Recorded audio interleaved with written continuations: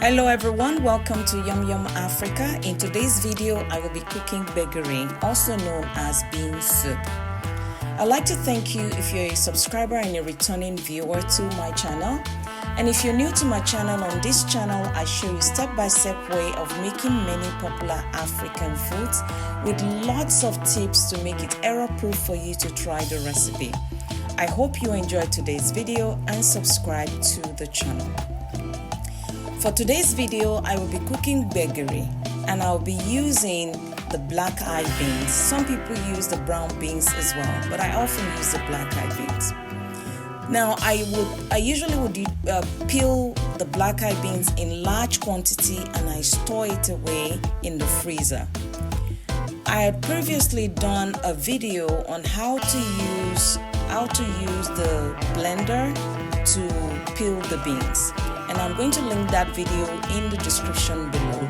So I'll go and peel the beans and I'll be right back. Now that the beans is peeled, you can see it's a lot of beans. So the next thing I will do is to store some away in Ziploc bags, as I said earlier. And then I'm going to get the portion that I will be using for the gbegiri soup today.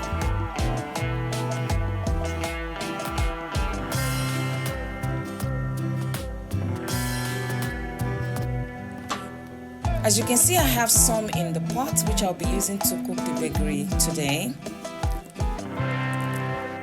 And here I have portioned the rest in Ziploc bags for later use.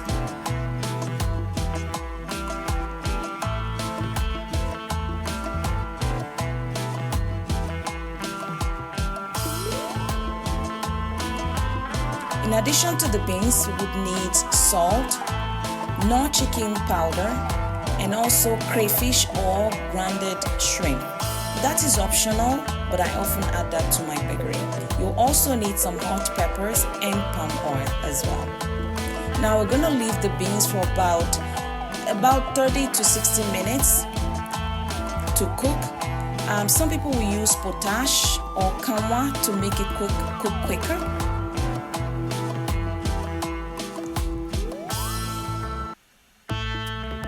Now it's been about 30 to 60 minutes and you can see the beans is completely cooked and it's a lot and it has broken into smaller pieces, so that means it's really soft. Now I'm going to add the pepper and also add the palm oil. It's important to add the palm oil so that you allow it some time to really cook.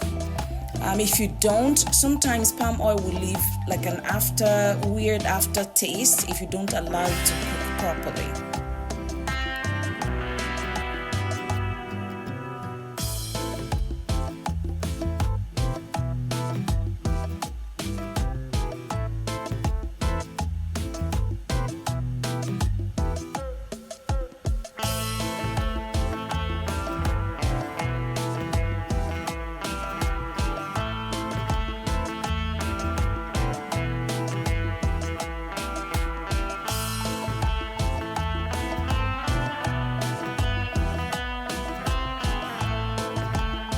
Be careful not to add too much palm oil. The measurements in cooking the gbegiri, it's really just eyeball. You just eyeball the quantity and the ingredients that you add to it. Like most African cooking is eyeballing. So after about maybe 10-15 minutes, the palm oil has completely mixed and cooked with the beans.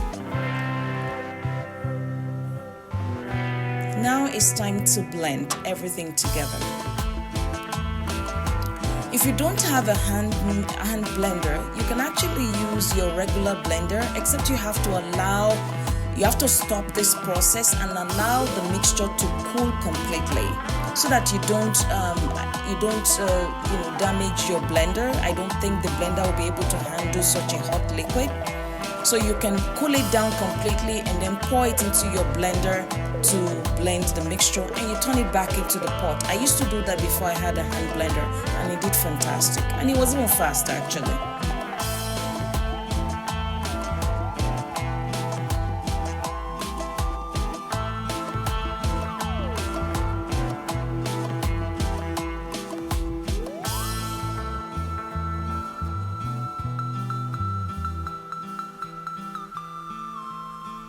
Now you will blend everything together to be completely smooth.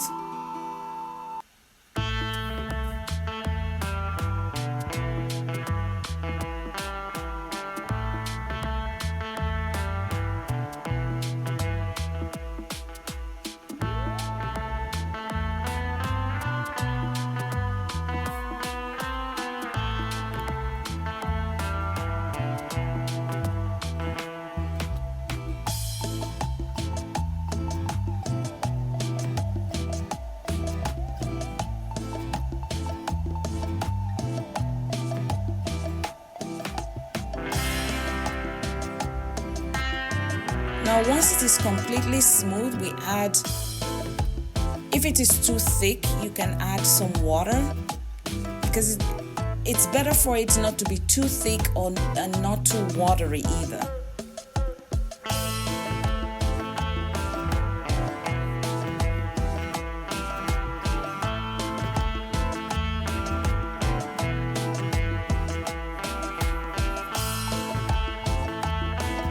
Some salt, so you add the ingredients to your taste. Add the salt, the Knorr chicken powder, and also the crayfish, or the grounded crayfish or grounded shrimp, which again I said was optional.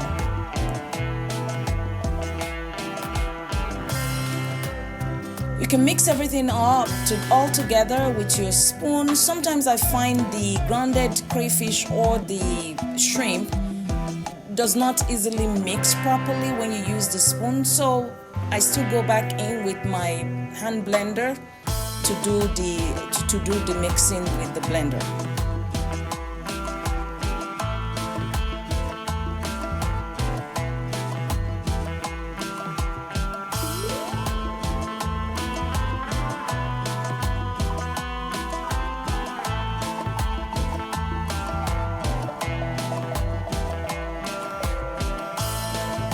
You can see the shrimp, or the grounded shrimp or crayfish did not mix properly.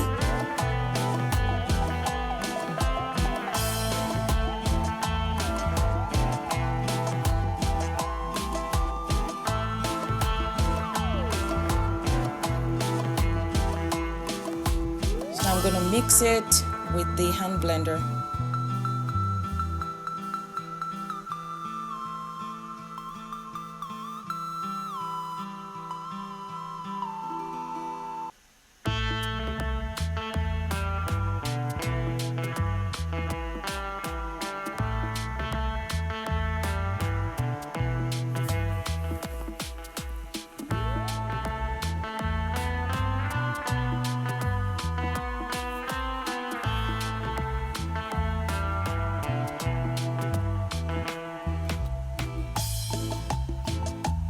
Now everything is completely mixed together.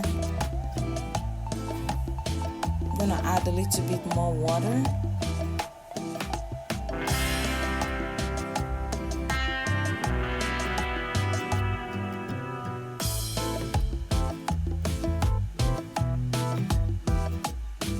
Now I'm going to cover the pot and allow all the ingredients to cook together for about 3 to 5 minutes.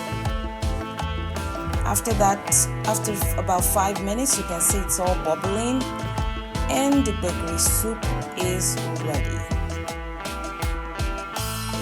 You can serve Gbegiri with Amala, Semolina, some people serve with lafun, fufu, and I recently heard some people also eat rice with it. I guess you can serve it whichever way it suits you, but my favorite is Amala, and I would link a video below in where I have served with Amala. As I mentioned earlier, I store it away in containers and I put them in the freezer.